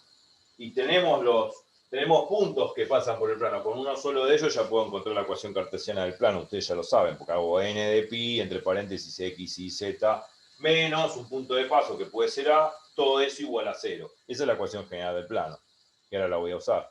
Y necesito esa ecuación porque el truco va a ser el siguiente. El truco va a ser el siguiente, para saber si este punto P está por encima del plano o por debajo del plano. Entonces lo que voy a hacer sutilmente es tomar las componentes, las dos primeras componentes del vector P, que son x igual a 2 e y igual a 1, y esas dos componentes las voy a reemplazar en la ecuación general del plano. ¿Qué voy a hacer con esa ecuación cuando reemplazo? Despejar z. Si yo despejo el valor de z, ese valor de z va a ser un punto me va a dar la componente z de un punto del plano. Si ese valor de z, que es la tercer componente del punto que pertenece al plano, si ese valor de z es inferior a menos 3, es porque el plano se encuentra por debajo del punto P. En cambio, si ese valor de Z me da superior a -3, significa que el plano está por encima del punto P. Y ahí yo puedo dilucidar si está P por arriba o P por abajo y saber qué fórmula de estas dos usar. Punto. Esa es la forma. Simplemente eso. Todo con geometría. Incluyéndolo con geometría y después, obviamente, aseverando nuestro razonamiento a través del cálculo geométrico algebraico, que es lo que estamos haciendo. Esa va a ser la idea. Entonces, ya sabemos que, y lo voy a anotar como dato, lo vamos a dejar ya acá al costado, n de pi, 1, 1, 1, va para arriba, y n de pi prima va, que es menos 1, menos 1, menos 1, va hacia abajo. Esto ya es un dato del problema al margen, así yo puedo prolijamente borrar esto que necesito para hacer cálculo.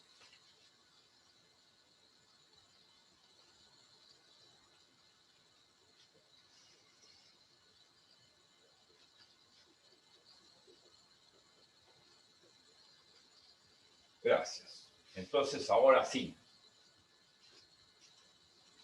Vamos a hacer eso. Vamos a agarrar la ecuación general del plano. Del plano pi.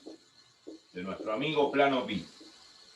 Bueno, ya sabemos que puedo usar cualquiera de las dos normales. En el pi y en el pi, lo mismo. Bueno, entonces, ¿la ecuación cómo la genero? Fácil. N de pi por x y z menos un punto que pasa por el plano. Tengo 3 puntos de sobra. Con uno solo es suficiente. ¿Qué sé yo? Pongámosle la 1, 0, 0. Hago esta cuentucha y me da la ecuación general del plano. ¿Quién es n pi? Bueno, n pi es 1, 1, 1. Producto escalar. Y esto va a quedar x menos 1, y menos 0, z menos 0. Ok, puse 2 paréntesis y demás. Bueno, listo. Producto escalar y ya está. Va a quedar x menos 1 más y más z. Y esta es la ecuación general del plano. Listo. Esta es la ecuación del plano pi. Listo, buenísimo. Con esto yo ya puedo evaluar si el punto P está arriba o debajo del plano. Por lo que dije recién, acuérdense, y ahora lo hacemos. ¿Qué hacemos? Agarramos el punto P, este punto, y solamente me quedo con las dos primeras componentes, con x e y. O sea, x vale 2 e y vale 1. Lo reemplazo acá. 2 menos 1 más 1 y acá más z. O sea, yo tengo que sacar el valor de z que corresponde al punto del plano que tiene estas dos mismas componentes, 2, 1, pero no va a ser menos 3, porque ese menos 3 no tiene nada que ver con el plano, porque ese punto P está fuera del plano. Entonces, de acá yo reemplazo las dos primeras componentes. Este es el valor de x, este es el valor de y. Lo reemplazo en la ecuación del plano y saco la componente z del punto que estaría en el plano, con componentes en x igual a 2, en y igual a 1 y z igual a lo que voy a despejar acá. Esto se simplifica, me queda z igual a menos 2. Ahora, el punto este que pertenece al plano, ¿cómo es? Es un punto que pertenece al plano, lo podemos llamar P', que es el punto de componentes 2, 1, igual que acá, menos 2. Este punto pertenece al plano. Lo subrayo. Ese punto pertenece al plano. Ahora, si nosotros nos concentramos bien en la componente z de este punto que pertenece al plano y la componente z de este punto que es ajeno al plano, Ahí ya sabemos quién está arriba y quién está abajo del plano. Ahí sabemos bien si el punto P está arriba o abajo del plano. Este es un punto que pertenece al plano con componente -2 en Z. Y este es un punto P que es ajeno al plano que tiene componente -3. El que tiene menor componente en Z es el que está abajo. Y el que tiene mayor componente en Z es obviamente este es el que está arriba. Por una cuestión de orden. ¿Está? Entonces, esta componente de este punto P en Z es menor que esta componente de este punto P' que pertenece al plano. O sea, -3 lógicamente menor que -2. Y como -3 es menor que -2, se supone que este punto está por debajo de este. Significa que si este punto está por debajo de este que está en el plano está por encima del punto P. O el punto P está por debajo del plano P. O sea que de alguna manera, la conclusión a esto es la siguiente. Esto ya lo sabemos, se lo borro. Conclusión.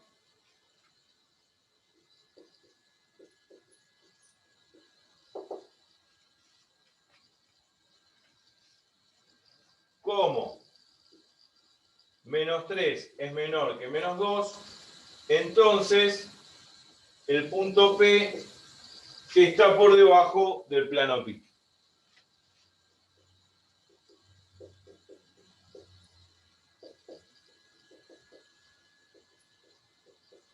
Geométricamente hablando.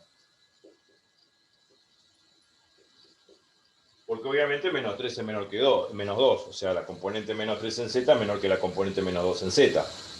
Y por lo tanto, obviamente, como la componente -3 corresponde al punto pi y la componente -2, la componente -3 corresponde al punto P y la componente -2 corresponde al punto P' del plano, se supone que el punto P, que tiene menor componente que el punto P' que pertenece al plano, va a estar por debajo del plano pi.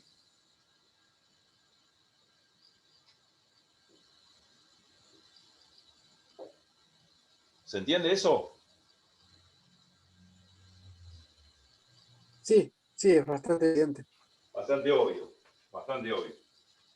Bueno, listo, entonces ya sé la fórmula que tengo que usar. O esta uso. Bueno, me dice que esta la uso, la primera, si P está por encima del plano. Y esta la uso si P está por debajo del plano. Yo sé que P está por debajo del plano, entonces tengo que usar la segunda. Esta de acá, listo. Con N de pi, que apunta para arriba. N de pi apunta para arriba. Bueno, nosotros sacamos, yo recién lo borré acá, y habíamos sacado de que N de pi, lo dibujo acá, lo pongo acá porque se ve, es 1, 1, 1, apuntaba para arriba, y el otro N de pi prima apuntaba para abajo, -1, -1, -1, cierro paréntesis, para abajo. Entonces, ¿qué tengo que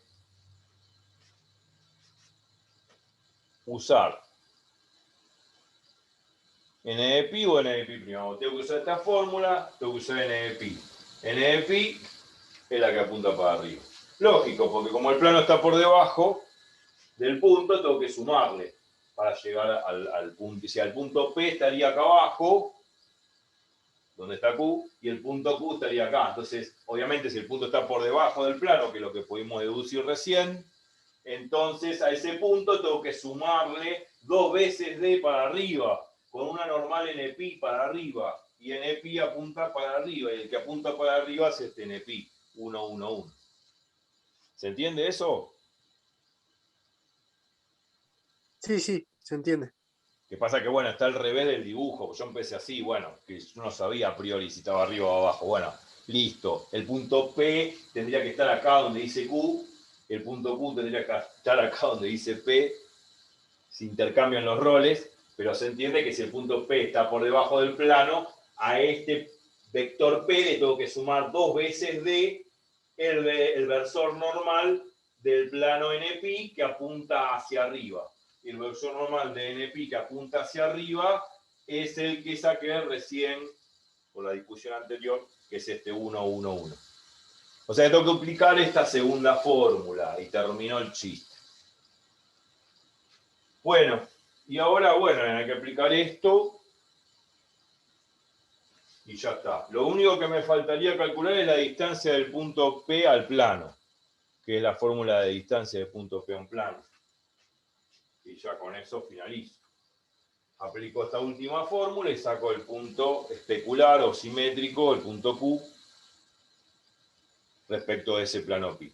Acuérdense que P va a estar acá y Q va a estar acá arriba, porque obviamente podemos deducir, que a priori no lo sabíamos, de que P está por debajo del plano.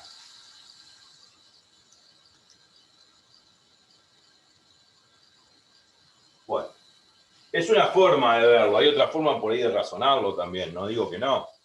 Esto es una forma, ya, yo lo agarré por este lado.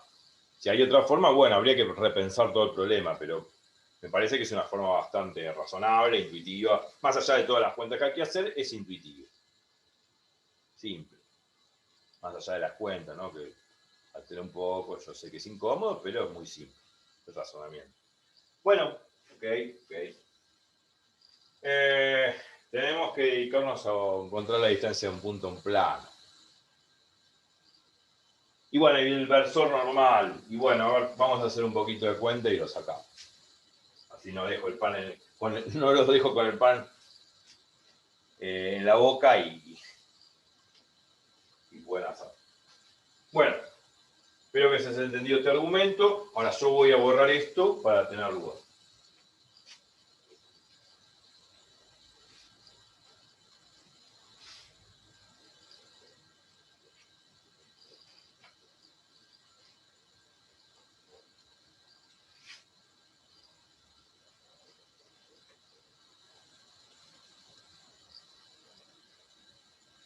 Yo sé que es cuentoso, pero razonable. No importan las cuentas, lo que importa es el razonamiento, que se entienda el problema, porque si no se entiende, por más chiquito que sea el problema y cortito, no sirve de nada, me vuelvo loco, ¿no? Tengo que tener una forma intuitiva de ver la geometría y a partir de ahí las condiciones geométrico-algebraicas que tengo que aplicar.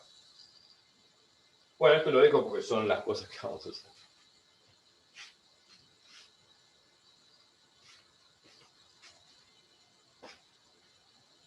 Bueno, a ver qué necesito. La distancia, n de pi prima, bueno, el versor, perdón, n de pi, el versor n de pi. Bueno, el versor n de pi, vamos, un chiste. N de pi, necesitamos este vector, el versor n de pi, que no es otra cosa que n de pi vector sobre la norma del vector. Así genera un versor, vector unitario de módulo 1, de longitud 1, como unidad de medida vectorial. O sea que va a ser 1, 1, 1 sobre la raíz cuadrada de la suma de los cuadrados de las componentes, así se define la norma. O sea que esto va a quedar n de pi, va a quedar 1, 1, 1, raíz de 3, distribuyo, me queda 1 sobre raíz de 3, 1 sobre raíz de 3, 1 sobre raíz de 3, y ahí está el versor normalizado o normal que necesito para aplicar la segunda fórmula. Ya está el versor. Y después necesito la fórmula de la distancia D. Bueno, D, la distancia del punto P al plano, ¿se acuerdan? Que era el módulo de n de pi por, en todo caso, el punto P, 2, 1 menos 3,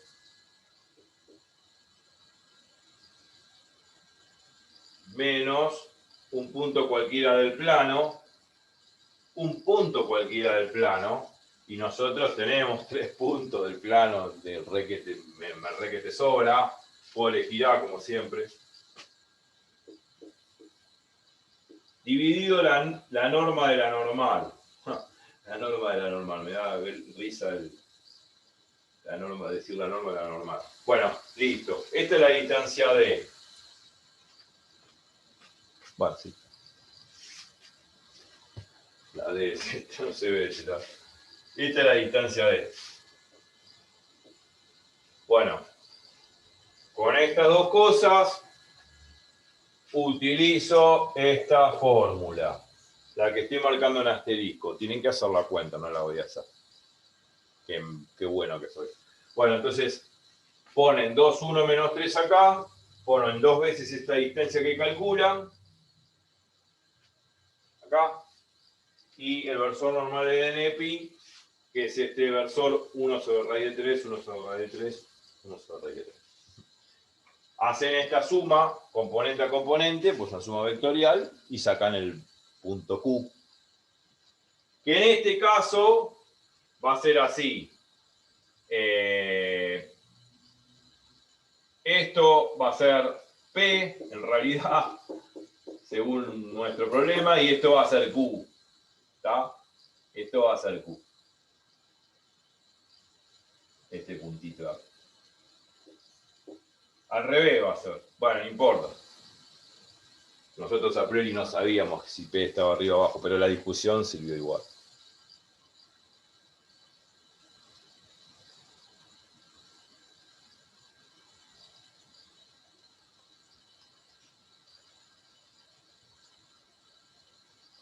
Bueno, ya está. Tienen que terminar de hacer esa cuenta. Problema que podría haber sido, si se hizo largo, no es porque va a ser largo en el examen. Porque todo el mundo dice, che, eso tan largo, no hay una forma más corta de resolverlo. Sí, una computadora. Lo que pasa es que, bueno, no es que va a ser tan largo tampoco que yo lo haga a mano en un examen, va a ser tan largo. No, porque ya conozco el chiste, ahora ya conozco toda la geometría que hay que hacer. Ya conozco las fórmulas, ya conozco cómo sacar. Bueno, el versor ya sabíamos cómo sacar un versor, un vector unitario. Ya sé la fórmula de la distancia, hay cosas que están servidas en bandeja. Si ustedes no se van a poner a explicar como yo en el pizarrón como profesor cada cosa. No, ustedes lo van a hacer más o menos mecánicamente, pero ya saben qué están haciendo. Pero sí tienen que saber hacia dónde apunta la normal, si apunta para arriba o para abajo, y saber, a través de la ecuación del plano, si el punto P está por encima del plano o por debajo del plano. Eso lo tienen que hacer todo el procedimiento. Pero no se van a hacer toda la explicación como yo, o sea, el problema dura poco.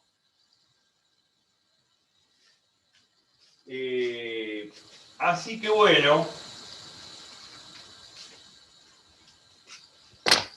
les agradezco este tiempo. Espero que les haya gustado. La clase que viene vamos a...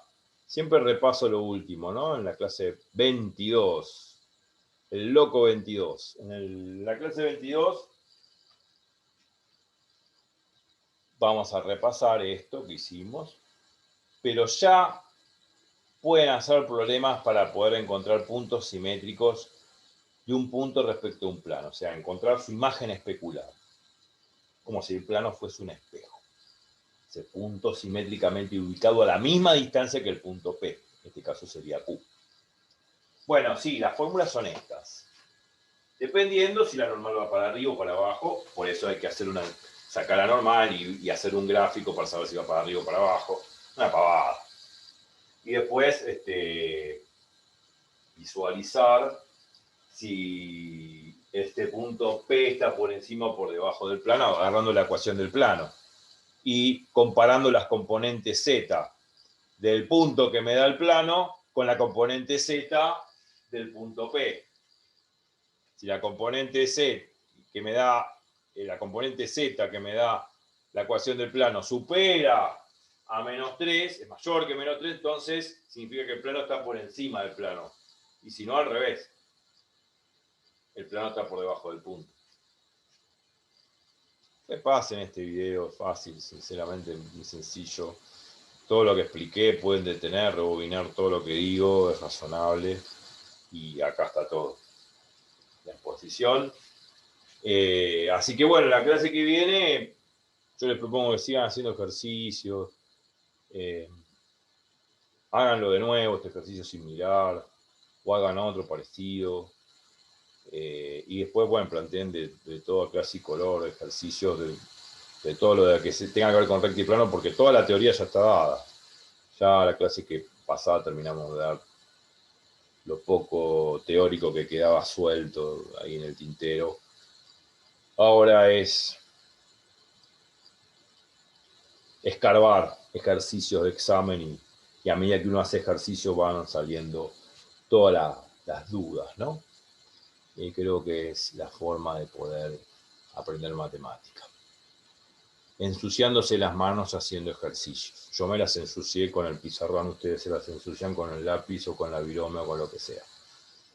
Hacer, hacer, hacer, hacer. No les digo mañana, tarde y noche. Anoche para dormir, levántense tempranito y con un buen cafecito, un buen desayuno, se ponen a hacer ejercicio. La única manera de sacar a flote todo esto es practicando, no hay otra receta. Pero lo tienen que hacer ustedes. Lo tienen que hacer ustedes. Yo lo hago porque lo miran el video, miran todos los videos, miran ejercicios resueltos en todo lado, en internet o quien sea, un amigo me pasó los ejercicios resueltos. Y yo los miro y digo, sí, ahora entendí. Claro, ojo con eso. Ojo con eso. No se dejen engañar. O sea, la idea es la siguiente. Ustedes pueden agarrar un libro, un apunte, inclusive todos los videos que vimos y entender las clases. Pero si no hacen ustedes los ejercicios, no les va a salir. Por experiencia lo digo, a mí me ha pasado. Me han prestado carpetas de ejercicios hechos y cuando fui al examen no había hecho ningún ejercicio. Voy al examen y no me salían. No me salían. ¿Por qué? Porque sí, cuando los miro los entiendo, pero si ustedes no lo procesan, toda esa información, no la practican, no la digieren, no se queman las pestañas y la cabeza procesando ese razonamiento, no lo hacen a motus propio, no sirve, no les va a quedar. A la hora del examen, sí, lo entendieron, pero no lo saben desarrollar a motus propio. Les aconsejo que lo practiquen, que lo hagan y lo rehagan todas las veces que sea. Matemática es práctica, si no, no sale. Práctica y razonamiento, claro, si no, no sale. Por más que vean todas las clases estas, si ustedes no se ponen a hacer los mismos ejercicios que estamos haciendo acá, u otros ejercicios, primero, que no lo van a procesar porque el cerebro es como un músculo. Y segundo, que tampoco van a generar dudas. Y a la hora del examen no van a saber hacer nada. Se los digo por experiencia porque a mí me sucedió una vez. Agarré la carpeta de un amigo, una materia que se llamaba Física Teórica 2, que sería Mecánica Cuántica en la UBA, y se ve que es una materia, bueno, yo estaba preparando otro final, es otra materia, y sí, bueno, tengo la carpeta de ejercicios resueltos, gané. Y yo entendía todos los ejercicios que había hecho mi amigo, pero a la hora del examen, cuando fui, no sabía hacer ninguno. ¿Por qué? No sé, porque la mente funciona así, es un músculo. Si no lo procesan ustedes, si no hacen el esfuerzo mental ustedes, no sirve de nada. Es un consejo sano que les doy. Práctica, más práctica, más práctica. No queda otro. Así que me despido, que tengan un feliz desayuno, merienda o almuerzo, almuerzo, merienda, no importa el orden, o cena. Yo me voy a tomar un cafecito y me voy a hacer, como decía Franklin, baños de luna. Bueno, me despido y que les vaya bien. Nos vemos la próxima en la clase número 22 de Geometría de Recta y Plana. Chau, chau.